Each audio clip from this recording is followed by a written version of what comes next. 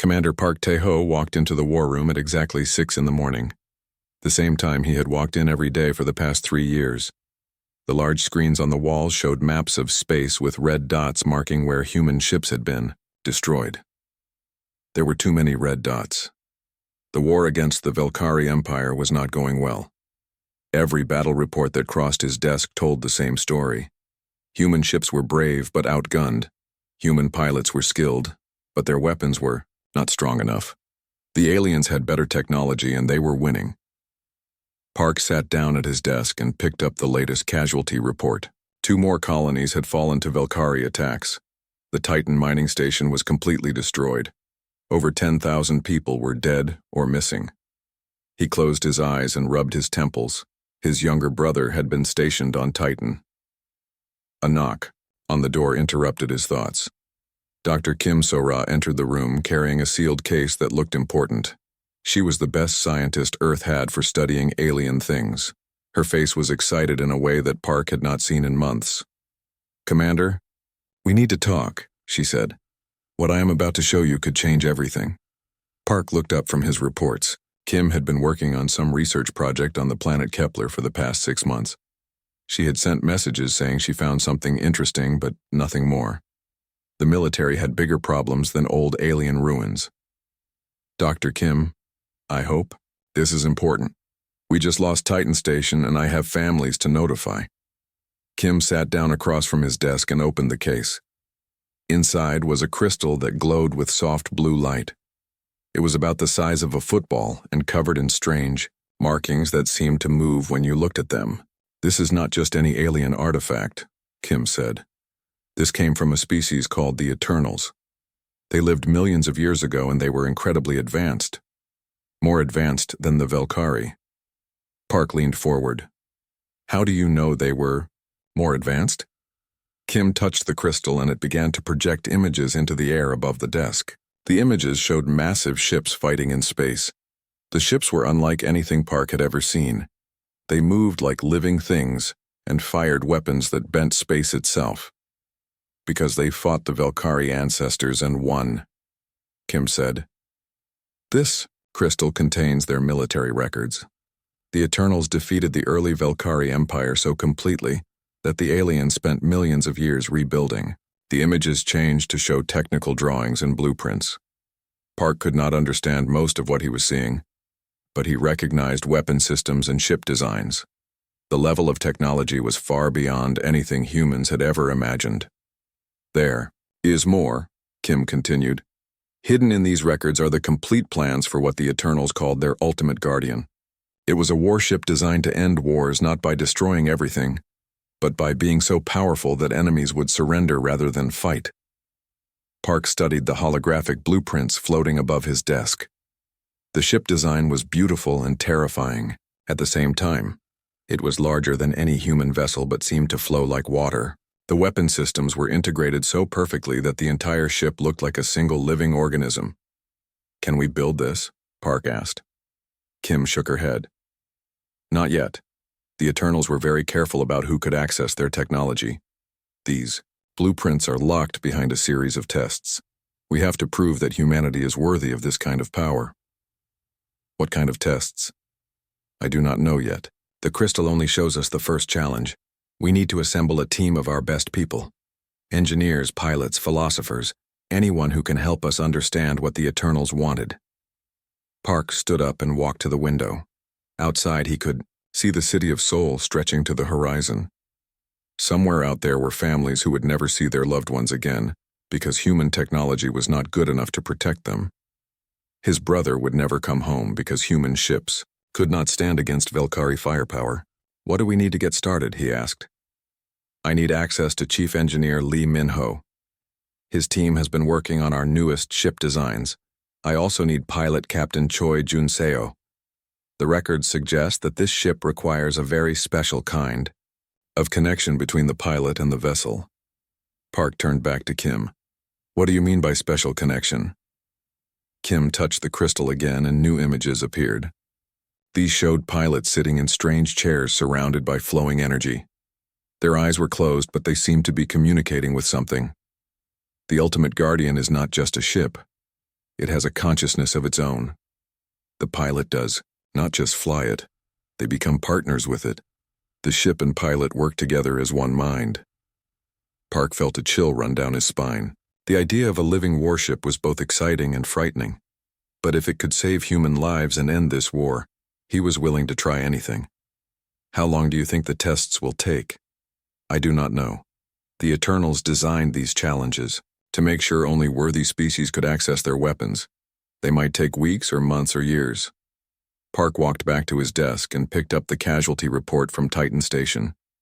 He thought about his brother and all the other people who had died because humanity was not strong enough to protect itself. Dr. Kim, I am authorizing this project at the highest classification level. You will have whatever resources you need, but I want daily reports on your progress. Kim nodded and carefully placed the crystal back in its case. There is one more thing you should know, Commander. The records suggest that the Eternals left these crystals in many places throughout the galaxy. If we can prove ourselves worthy, we might not just get one ship. We might get access to an entire fleet of Ultimate Guardians. After Kim left, Park sat alone in his office looking at the casualty reports. For the first time in 3 years, he felt something he had almost forgotten. Hope. Somewhere in the ruins of an ancient civilization, humanity had found a chance to fight back. The Eternals had left them a gift that could change the balance of power in the galaxy. All they had to do was prove they deserved it. Park picked up his communication device and began making calls. It was time to assemble the team that would either save humanity or fail trying. The war against the Velkari was about to take a very different turn. The secret blueprint of Earth's ultimate warship was waiting to be unlocked. The only question was whether humanity was ready for the responsibility that came with such incredible power. 3 weeks after Dr. Kim So-ra first showed the crystal to Commander Park Tae-ho, the secret team had grown to 12 people. They worked in a hidden laboratory deep beneath Seoul Space Command. The room was filled with computers, holographic, displays and strange alien artifacts that Kim had brought back from the eternal ruins. Chief Engineer Lee Min-ho stood in front of the largest display screen, studying technical drawings that hurt his brain to look at. The eternal blueprints showed technology that should not be possible, engines that pulled power from empty space, hull materials that could exist in 2 places at once, weapons that fired pure thought instead of energy. This is impossible, Lee said for the 10th time that day. These power requirements are beyond anything we understand. A ship this advanced would need more energy than our sun produces. Dr. Kim walked over to stand beside him. She had spent the past 3 weeks learning to read eternal language. The symbols were not just letters. They were ideas that changed meaning based on who was reading them. It was like the Eternals had built their language to teach as well as communicate. That is because you are thinking like a human engineer, Kim said. The Eternals did not build machines the way we do. They grew them. This ship is not just metal and circuits. It is alive.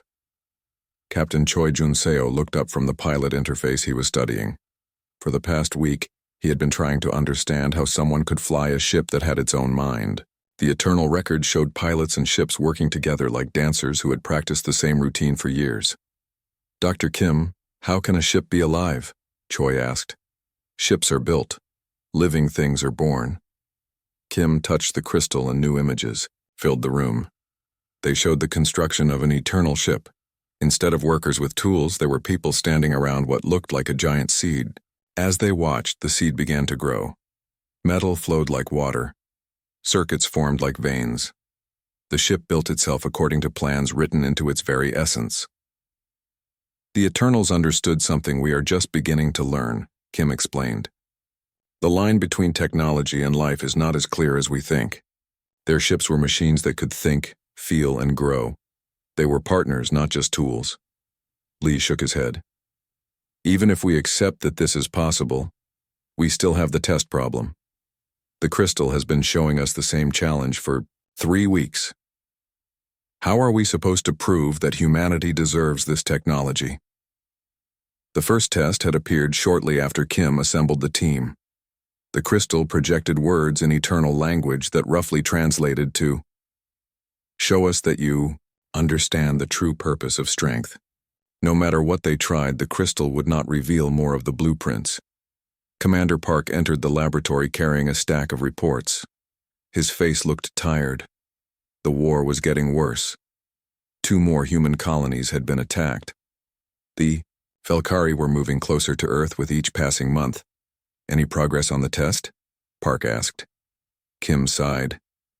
We have tried everything we can think of. We showed the crystal our military history. We demonstrated our scientific achievements. We played music and read poetry. Nothing works.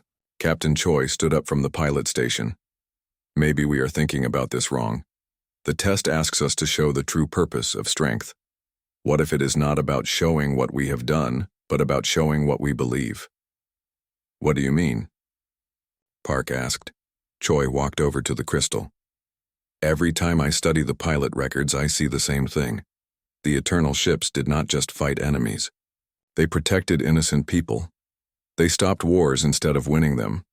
Maybe the true purpose of strength is not to destroy your enemies, but to protect the people you care about. Dr. Kim's eyes widened. That makes sense. Look at these battle records again. She touched the crystal and images of space battles filled the room. In every fight, the Eternal ships could have completely destroyed their enemies. But they did not. They disabled enemy weapons. They captured enemy ships instead of destroying them. They won by making it impossible for their enemies to continue fighting. Lee studied the technical specifications with new understanding. That explains some of these weapon systems. They are not designed to kill, they are designed to stop. This energy field generator does not explode enemy ships. It turns off their power. This particle beam does not burn through hull metal. It scrambles computer systems. Park thought about his brother and all the people who had died in Velkari attacks.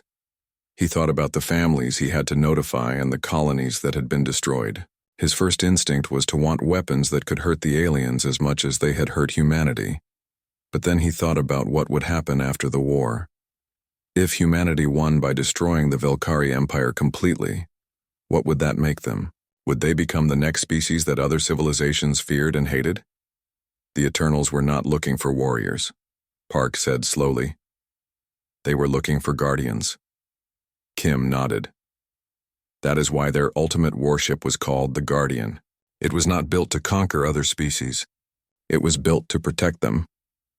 Choi walked closer to the crystal. So how do we prove that we understand this?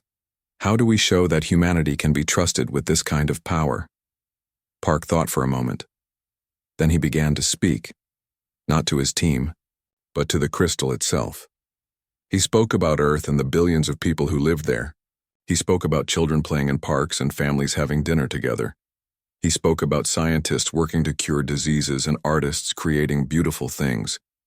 He spoke about why the war mattered, not because humans wanted to rule the galaxy, but because they wanted to protect their way of life.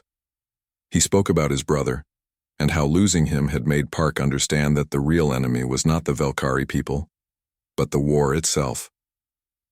As Park spoke, the crystal began to glow brighter. New symbols appeared in the air around it. Kim quickly began translating.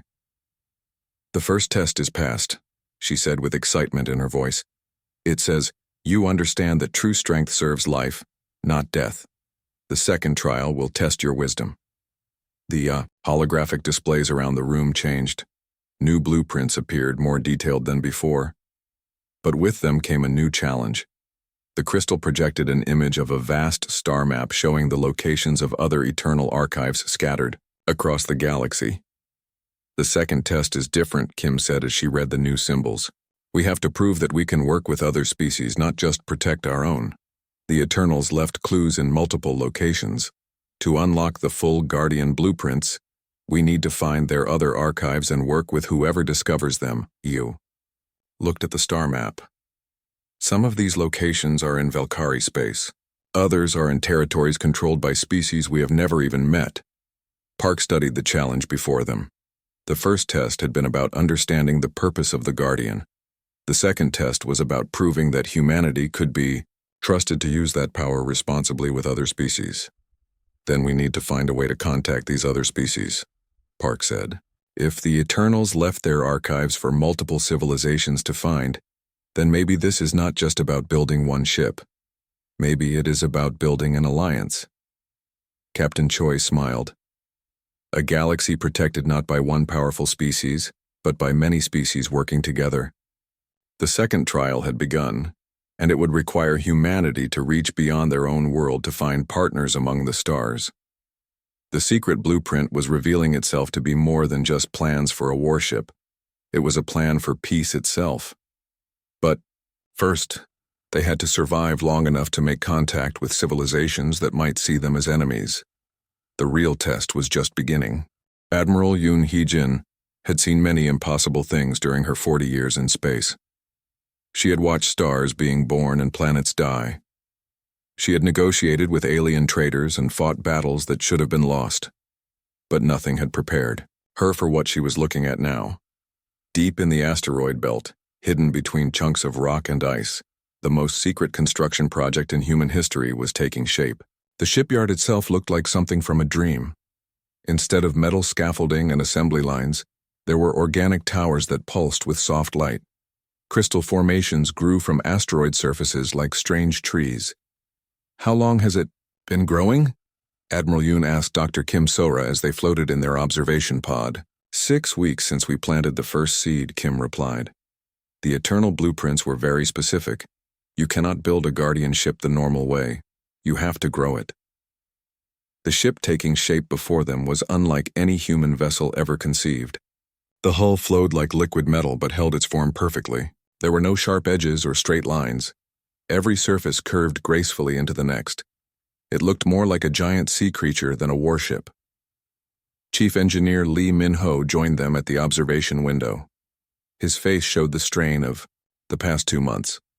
Building a living ship had pushed human engineering to its absolute limits. Half the construction techniques they were using had been invented just for this project. The hull is responding well to the growth process, Lee reported. The quantum crystalline structure is forming exactly as the blueprint specified, but I still do not understand how it works. The eternal records had been very clear about the construction process, but understanding it was different from following instructions. The ship's hull was made from materials that existed in multiple dimensions at the same time. It could be solid when it needed to be solid and transparent when it needed to be transparent. The neural network is the part that worries me, Lee continued. We are essentially growing a brain that will be smarter than any human. What if it decides it does not want to work with us? Captain Choi Jun-seo had been thinking about the same problem. For the past month, he had been preparing to bond with the ship's consciousness. The eternal records showed that the pilot and ship became partners in ways that human language could not properly describe. The ship will not work against us, Choi said confidently. I have been in contact with its developing mind for weeks now. It is curious about us. It wants to learn what it means to be human. Admiral Yoon looked at the young pilot with concern. What do you mean you have been in contact with it? Choi pointed to a neural interface headset he wore around his neck. Every day I connect with the ship's growing consciousness. At first it was just simple emotions, curiosity, hunger for knowledge. But as it grows stronger, our conversations become more complex. Kim studied the ship through her scientific instruments. The consciousness is developing faster than the eternal records suggested. I think it is responding to human thought patterns differently than it did to eternal minds. This was both exciting and frightening. The Eternals had been a very different species from humans. They thought in ways that were logical and controlled. Humans were more emotional and unpredictable. The ship consciousness was adapting to work with human minds, but no one knew exactly what that meant. Commander Park Tae-ho arrived at the observation pod carrying urgent military reports. The war situation was getting desperate. Velkari forces had broken through the outer defense lines and were advancing toward the inner colonies. Human military command was demanding to know when their secret weapon would be ready. How much longer? Park asked. Lee checked his construction schedule. The physical structure will be complete in 2 weeks, but the consciousness integration will take at least another month. We cannot rush this part. If we try to activate the ship before it is fully developed, we could lose everything. Admiral Yoon understood the pressure Park was under. Every day they spent building the Guardian ship was another day that human colonies were at risk. But they also knew that this might be humanity's only chance to turn the war around. There is another problem, Kim said quietly. The second test is still not complete. We have managed to contact 2 other species that found eternal archives, but we have not been able to work with them yet. The star map had led them to archives discovered by a peaceful trading species called the Helleni, and by a proud warrior race known as the Keth. Both species had their own reasons for wanting Guardian technology, and neither fully trusted humans. What about the Velkari? Park asked. Have we found any evidence that they have discovered an eternal archive? Kim shook her head. Not yet, but the star map shows at least 3 archive locations in Velkari space. If they find one and figure out how to use it, they could build Guardian ships of their own. This possibility had been keeping everyone awake at night.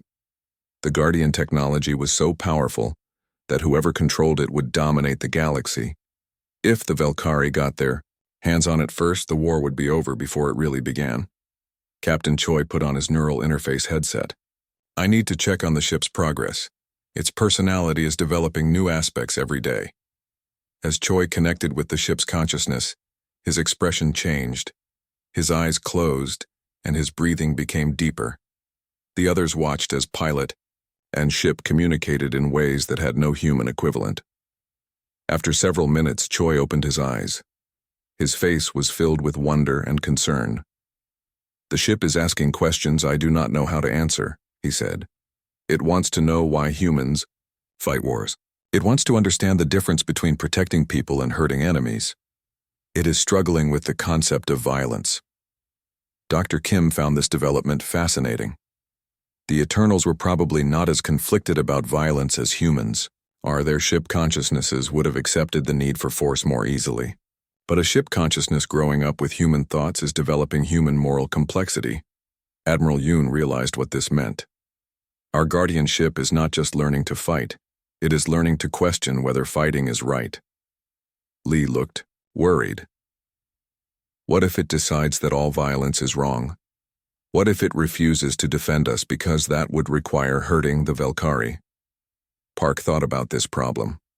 The ship was designed to protect life, but protection sometimes required the use of force.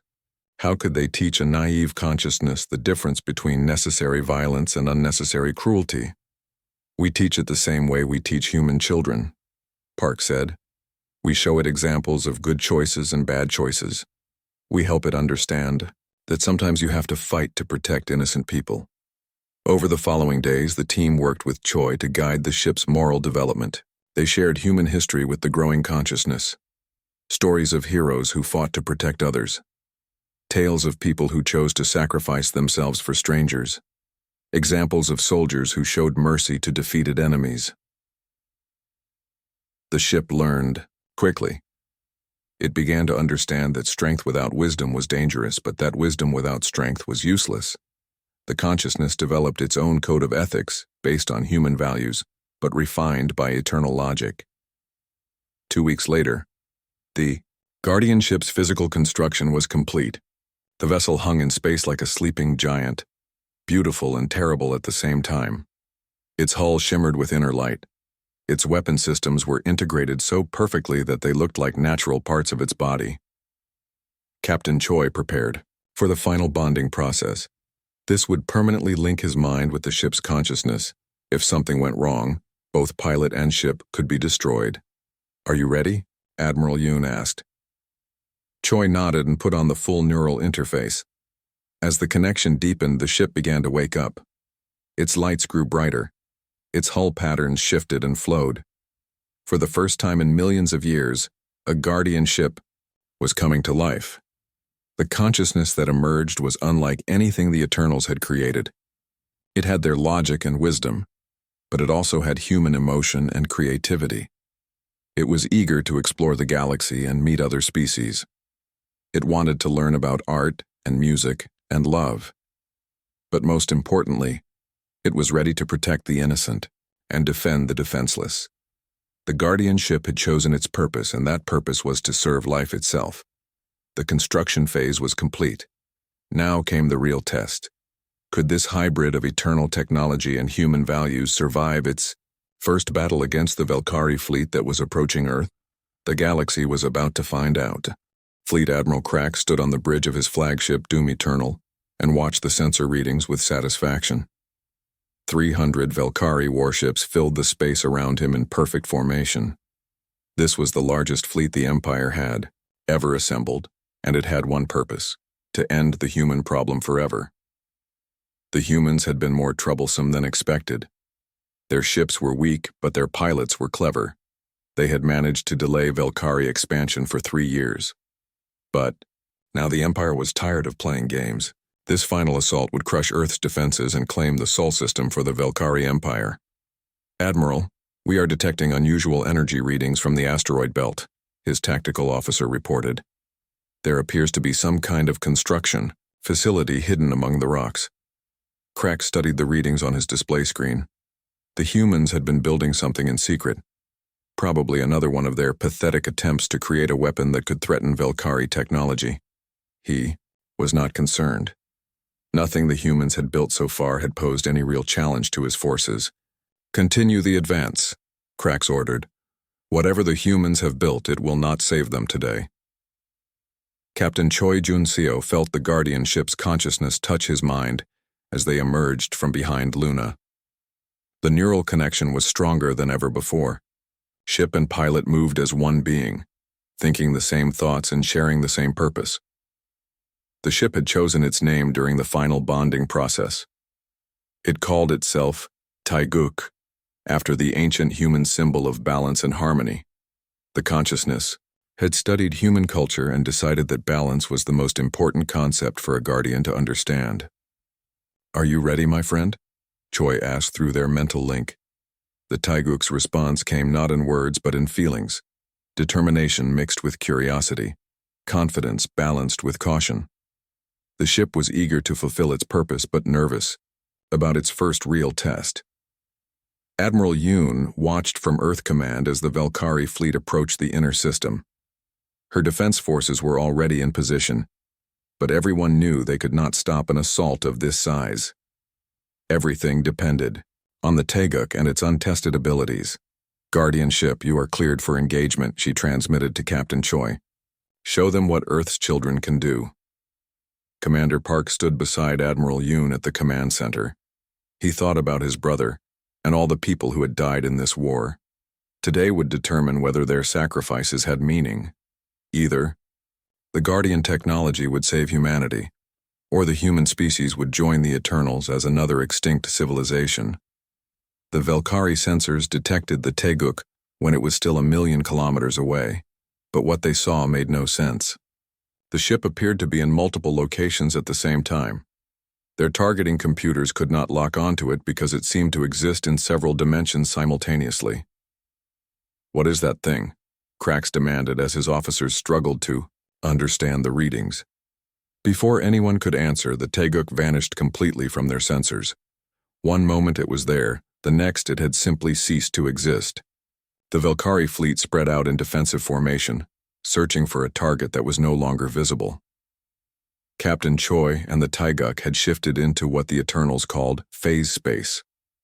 The ship existed slightly outside normal reality, invisible to conventional sensors but still able to observe everything around it. Through their shared consciousness, Choi could see the entire Velkari fleet spread out before them like pieces on a game board. The ship's artificial intelligence analyzed each enemy vessel in microseconds. It identified weak points, calculated optimal attack patterns, and predicted enemy responses with accuracy that bordered on supernatural. But more importantly, it counted the life signs aboard each ship. "There are over 2 million Velkari crew members in this fleet," the Taiguk communicated to Choi. "Each one has family and friends who care about them. Each one has hopes and dreams for the future." This was the moral complexity that had worried the construction team. The ship's consciousness saw enemies not as targets to be destroyed, but as living beings to be protected.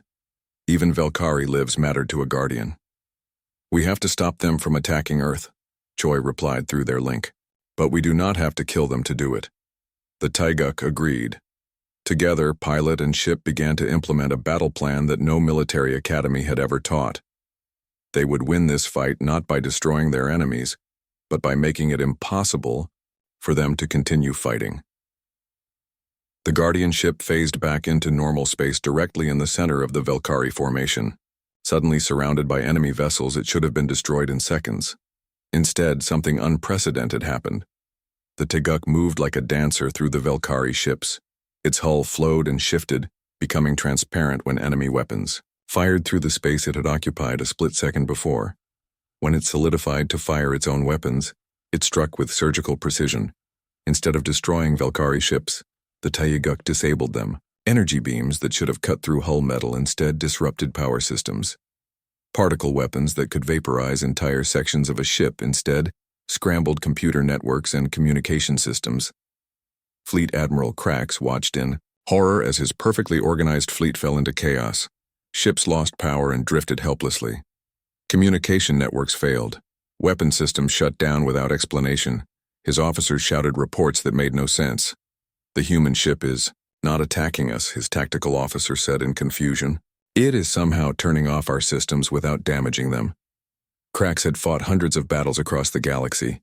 He had seen every type of weapon and every form of warfare. But this was something completely new. The enemy was winning by making it impossible for his forces to fight back, rather than by destroying them. The Teguk continued its impossible dance through the Valkyrie fleet. Captain Choi felt the ship's joy as it solved each tactical puzzle. Every disabled enemy vessel was a victory for the Guardian philosophy. They were protecting Earth while also protecting Valkyrie lives. But then the sensors detected something. That changed everything. The Doom Eternal was charging its planet-killer weapon, preparing to fire directly at Earth. The massive dreadnought was too heavily shielded for the Teguk's disabling weapons to penetrate quickly enough. "They are going to destroy my home," Choi said through the neural link. The Teguk's consciousness filled with a new emotion, protective fury. For the first time since awakening, the Guardian ship was truly angry. Someone was threatening innocent lives, and that was something no Guardian could allow. The ship's hull began to glow with energy patterns that had never been seen before. The quantum crystalline structure resonated with power drawn from the zero-point field itself. The Teguk was preparing to do something that would push its abilities beyond anything the Eternals had originally programmed. "We can stop the planet killer," the ship communicated to Choi. "But it will require us to absorb the energy of their weapon and redirect it. The process will be dangerous for both of us." Choi did not hesitate. "Do it." The Doom Eternal fired its planet-killer beam directly at Earth. The weapon was powerful enough to crack a planet's crust and boil away its oceans. It should have been unstoppable. Instead, the Teguk positioned itself directly in the beam's path and did something impossible. The ship's hull absorbed the massive energy discharge like a sponge soaking up water. For several terrifying seconds, the Guardian ship blazed with the power of a small star.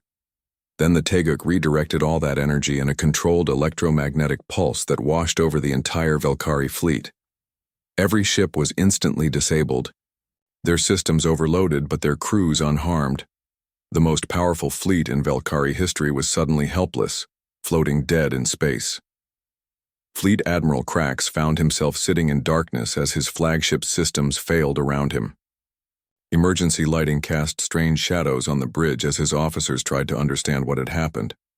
"Sir, all ships are reporting complete system failure," someone said in the darkness. "But no casualties.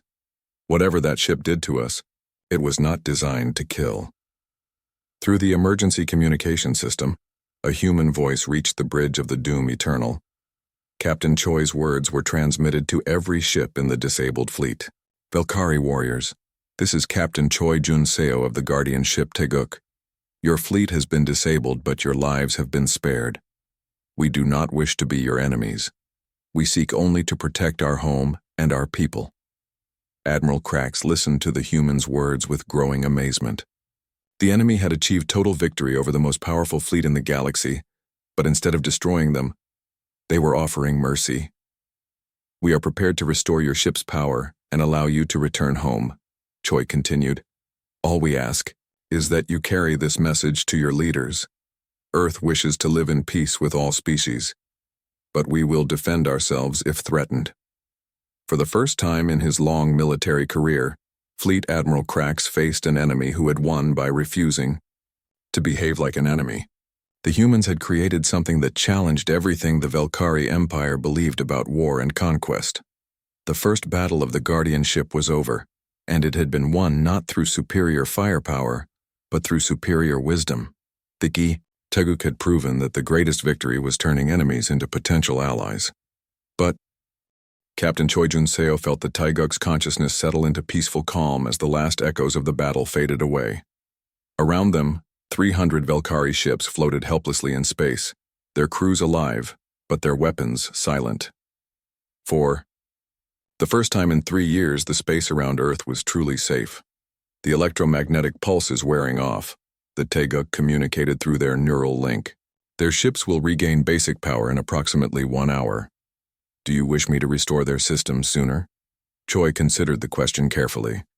The Guardian ship could repair the Velkari fleet instantly, but perhaps it was better to let them think about what had happened. The alien crews needed time to understand that they were alive only because their enemies had chosen mercy over revenge. Fleet Admiral Krax sat in the darkness of his flagship's bridge and tried to make sense of what had occurred. His tactical training told him that the humans should have pressed their advantage. They should have demanded surrender and taken prisoners. Instead, they had simply disabled his fleet and offered to let them go home. Admiral, we are receiving a direct communication request from the human command. His communications officer reported. They want to speak with you personally. Krax had spent his entire career fighting enemies who wanted to destroy the Velkari Empire. He had never encountered an enemy who wanted to talk after achieving total victory, against his better judgment. He found himself curious about what the humans had to say. Put them through, he ordered. The face that appeared on his emergency screen belonged to an older human woman wearing military insignia. Admiral Yoon Hye-jin looked tired but determined as she spoke to her former enemy. Fleet Admiral Krax, I am Admiral Yoon of Earth Defense Command. I want you to know that your crews are safe and will remain safe as long as you are willing to listen to what we have to say. Krax had expected threats or demands for surrender. Instead, the human Admiral seemed genuinely concerned about the welfare of his people. This was not how conquerors typically behaved. What do you want from us? Krax asked. We want to end this war, Admiral Yoon replied. Not by destroying your empire, but by showing you a better path. The technology we use today came from an ancient species called the Eternals. They left it for civilizations that were ready to become protectors instead of conquerors. On the bridge of the Taeguk, Captain Choi listened to the conversation while maintaining his connection with the ship's consciousness. The Guardian vessel was analyzing the emotional states of every Velkari crew member in the disabled fleet. Fear was gradually being replaced by confusion and curiosity. They are beginning to understand that we mean what we say, the Taeguk observed. Many of them have never experienced mercy from an enemy before. It is changing how they think about us. Dr. Kim So-ra had arrived at Earth Command to help with the historic negotiations. She carried the eternal crystal that had started everything, its blue glow now steady and bright. The tests were complete. Humanity had proven itself worthy of Guardian technology by choosing to protect life rather than destroy it. Admiral Krax, Kim said as she joined the communication. We have discovered that the Eternals left their technology in many places throughout the galaxy. Your empire may have access to some of these archives. If you are willing to work with us, we can share what we have learned. Commander Park watched the negotiations with amazement. 3 hours ago, the Velkari had been humanity's greatest enemy. Now they were discussing cooperation and shared technology. The Guardian philosophy was already changing the galaxy in ways no one had anticipated. Fleet Admiral Krax found himself facing a decision that would affect the future of his entire empire. The humans were offering to share the most powerful technology in the galaxy with the same people who had been trying to destroy them. It went against everything he understood about warfare and politics. Why would you help us? Krax asked. We have been enemies for 3 years. We have destroyed your colonies and killed your people." Admiral Yoon's expression grew sad. "Because we have learned something important from the Eternals. War only ends when enemies become friends. We can continue fighting until one of us is completely destroyed, or we can choose a different path." On Velkari ships throughout the disabled fleet, crew members listened to the conversation with growing wonder. Many had joined the military because they believed the Empire needed to expand or die. The idea that there might be another way to ensure their civilization's survival was revolutionary. Captain Choi felt the Teguk's consciousness expand as it reached out to make contact with the artificial intelligences aboard the Velkari ships. The Guardian vessel was naturally curious about other forms of consciousness, even artificial ones created by former enemies. "Their ship computers are simple but efficient," the Teguk reported. "I am sharing basic information about Guardian philosophy with them. They are very interested in the concept of protection without destruction." Chief Engineer Lee Min-ho joined the command staff to report on the Teguk's condition after the battle. "The ship performed beyond all expectations," he said, "but the process of absorbing and redirecting the planet killer weapon has given it new capabilities. It has essentially evolved during combat." This was something the Eternal Records had not predicted. The Guardian ship's consciousness was growing and changing in response to human influence. It was becoming something new, something that combined eternal wisdom with human creativity and emotion. Dr. Kim studied the crystal's readings with excitement. "The second test has been completed," she announced. "By choosing to work with former enemies, we have proven that humanity can build the kind of galactic alliance the Eternals envisioned." New images appeared in the crystal's glow, showing the locations of Guardian archives throughout the galaxy. But now there were additional symbols indicating that other species had also passed their tests. The Helani traders and the Keth warriors had both proven themselves worthy of eternal technology. "The galaxy is about to change," Kim said with wonder. "Multiple species will soon have guardian ships. If we can coordinate our efforts, we can create a network of protectors that spans the entire galaxy." Fleet Admiral Krax made his decision. "Human Admiral, I am prepared to discuss terms for ending this war, but I will need to consult with the Velkari High Command before making any formal agreements." "Of course," Admiral Yoon replied. "Take all the time you need. We will restore your ship's power so you can return home safely, but we hope you will remember what happened here today." As the Velkari fleet systems came back online, something unprecedented occurred. Instead of reforming their attack formation, the alien ships moved into a peaceful escort pattern around the Teguk. Fleet Admiral Krax had ordered his fleet to honor the Guardian ship that had spared their lives. 6 months later, Captain Choi stood on the bridge of the Teguk as it led a joint exploration fleet into uncharted space. Beside him were representatives from Earth, the Velkari Empire, the Helani Confederacy, and the Keth Republic. 4 species that had once been enemies now worked together as the first Guardian Alliance. The war between humanity and the Velkari Empire had officially ended not with surrender or conquest, but with a treaty that established new principles for galactic civilization. Conflicts would be resolved through negotiation rather than warfare. Stronger species would protect weaker ones instead of conquering them. Technology would be shared for the benefit of all rather than hoarded by the few. Admiral Yoon had been promoted to head the new Guardian Command, coordinating protection efforts across multiple star systems. Commander Park now served as liaison between Earth's military and the Guardian Alliance, helping to train officers from different species to work together. Dr. Kim led a joint research team studying eternal archives found throughout the galaxy. Each new discovery revealed more about the ancient civilization's vision for galactic peace. The Eternals had not simply built powerful weapons, they had created a framework for ending war itself. Chief Engineer Lee worked with alien scientists to build new Guardian ships for each member species. The vessels were similar in capability but unique in design, reflecting the cultures and values of their creators. The galaxy was becoming a safer place as more protectors took to the stars. But perhaps the most important change was in the Teguk itself. The Guardian ship's consciousness had grown beyond its original programming to become something truly unique. It was no longer just a weapon or a tool, but a teacher and guide for the new galactic order. "Where shall we explore next?" Captain Choi asked his ship companion as they prepared to jump to their next destination. "There are reports of a distress signal from the Andromeda approach," the Teguk replied. "A young species appears to be facing extinction from natural disasters. They could use our help." As the joint fleet entered hyperspace, carrying hope and protection to distant worlds, the secret blueprint of Earth's ultimate warship had revealed its true purpose. It was not meant to be a weapon of war, but a tool for building peace across the galaxy. The Eternals had chosen well. Humanity and its new allies were ready to become the guardians of the next age, protecting life and fostering cooperation among the stars.